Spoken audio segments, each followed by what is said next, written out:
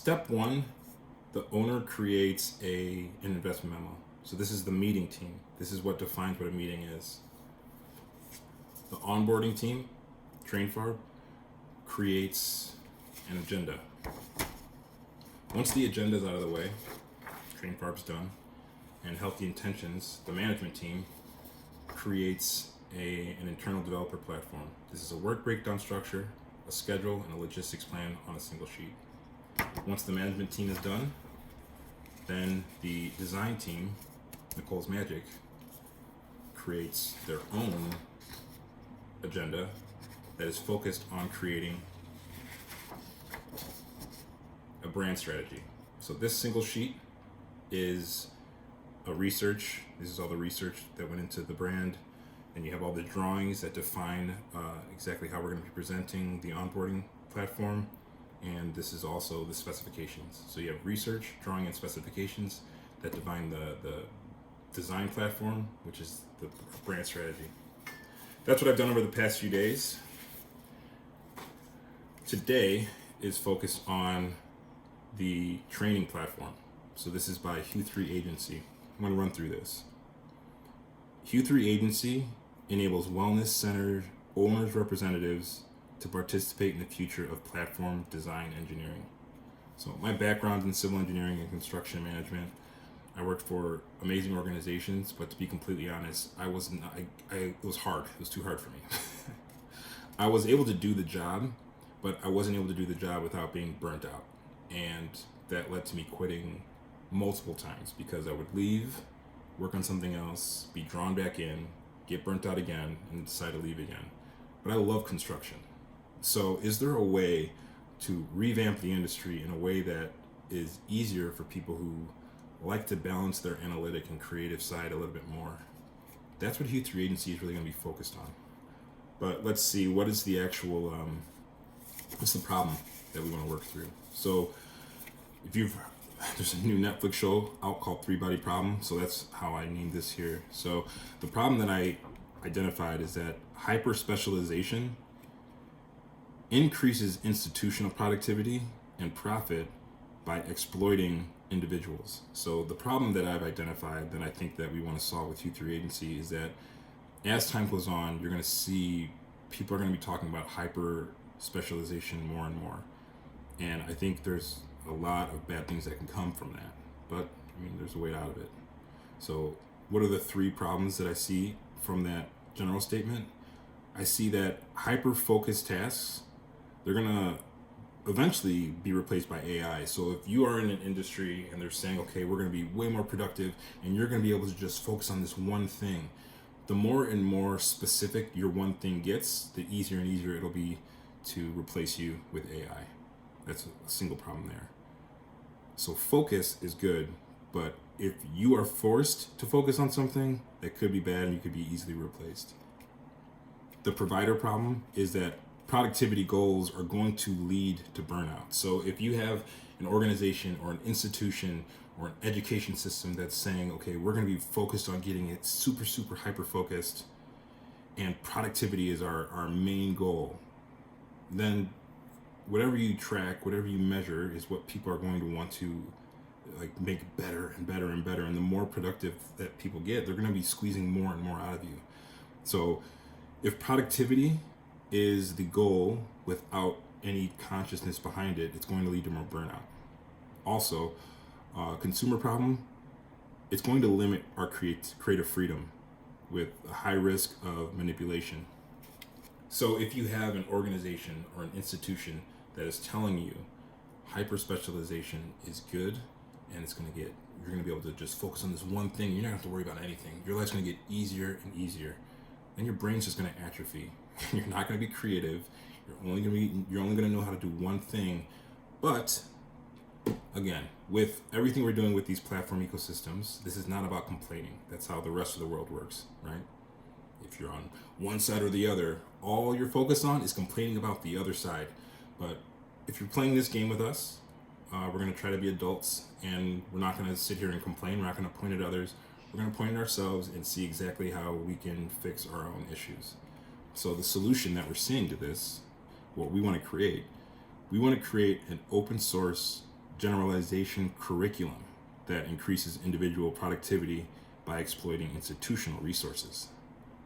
So let's break this down. So the producer solution for this three mind solution in as a flip side to the three body problem, the producer, we're going to increase your focus supported by problem formulation to, I'm trying to read this upside down, so bear with me, to empower people with AI. So a lot of people are going to be replaced by AI if all of the control is in a centralized entity. So if it's just businesses and just centralized corporations that are defining how AI evolves, people will be replaced.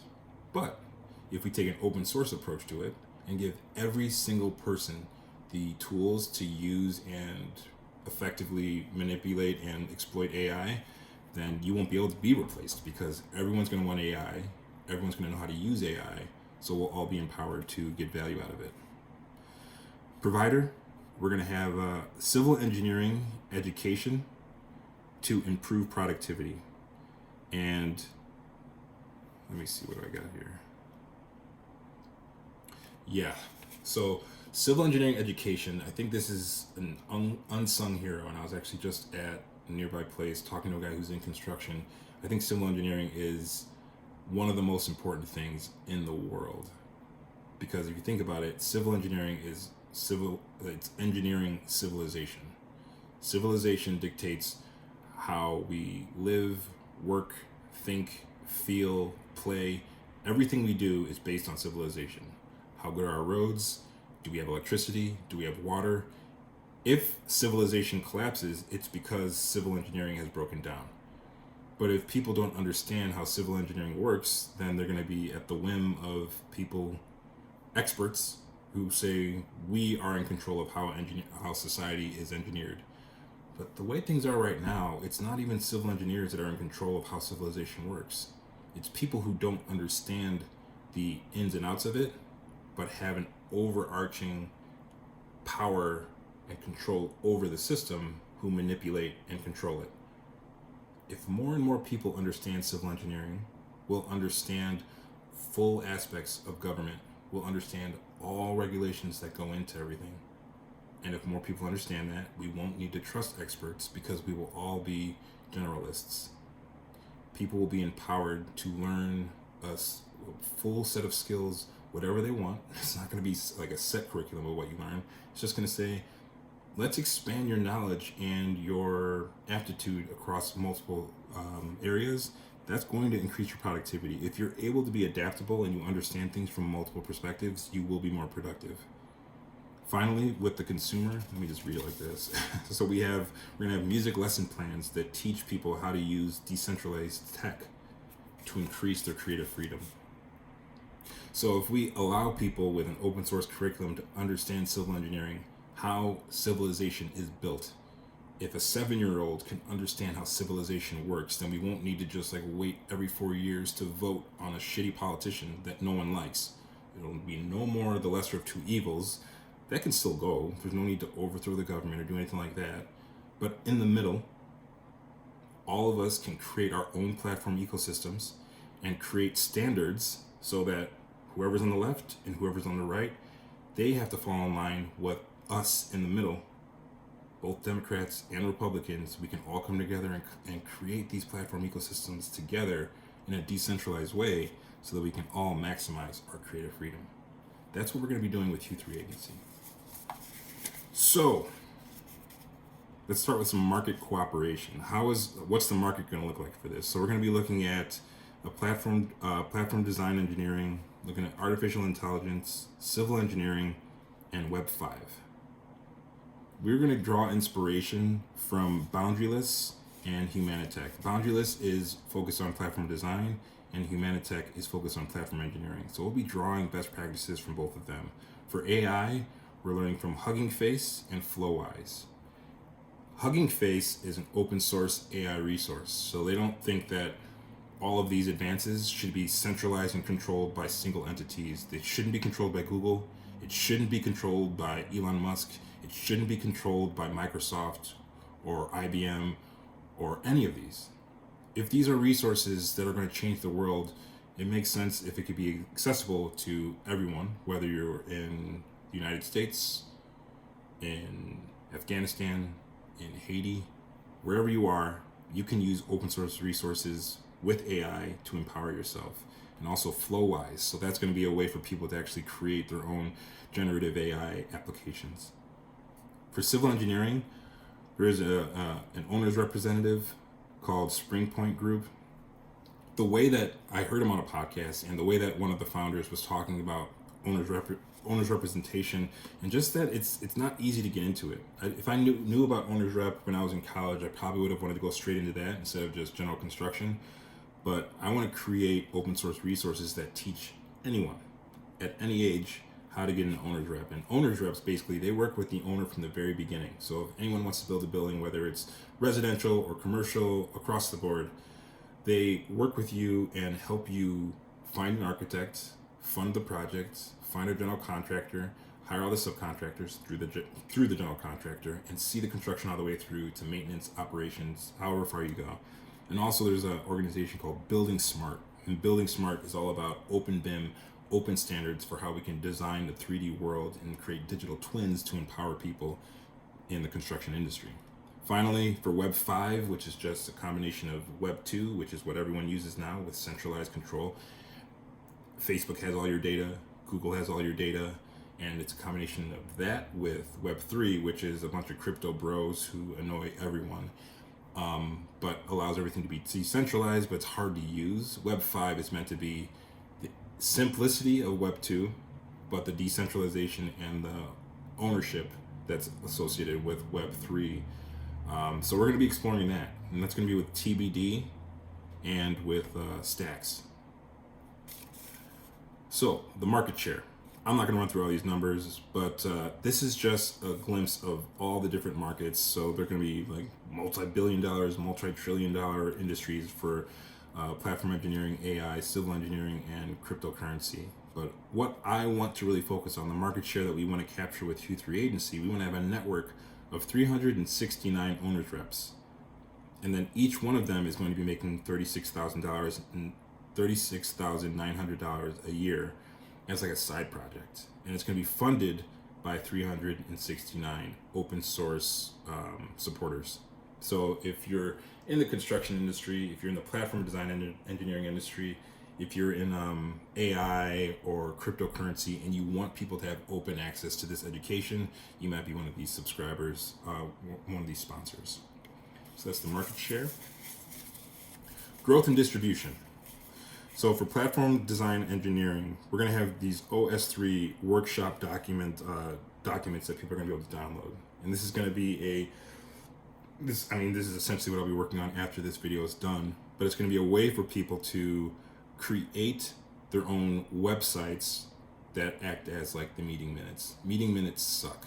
And I think if we can structure them in a way where it becomes a workshop and people are contributing structured information into what exactly we want to create, these downloads are going to make it really, really easy for people to do this on sheets of paper so they can really get intimate about what it is that they want to do.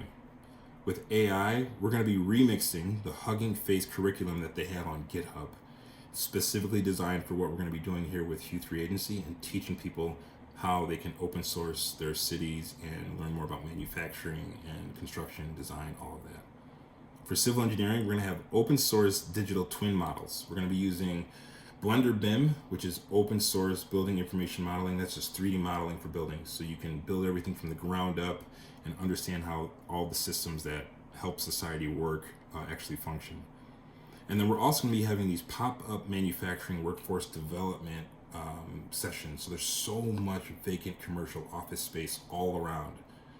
Since 2020, everyone's gone to remote work. So like it was always baffling to me that everyone's like, well, you got to go into work because that's just how things work. That makes no sense. You don't need to go into work. But now we have all this vacant office space that no one knows what to do with.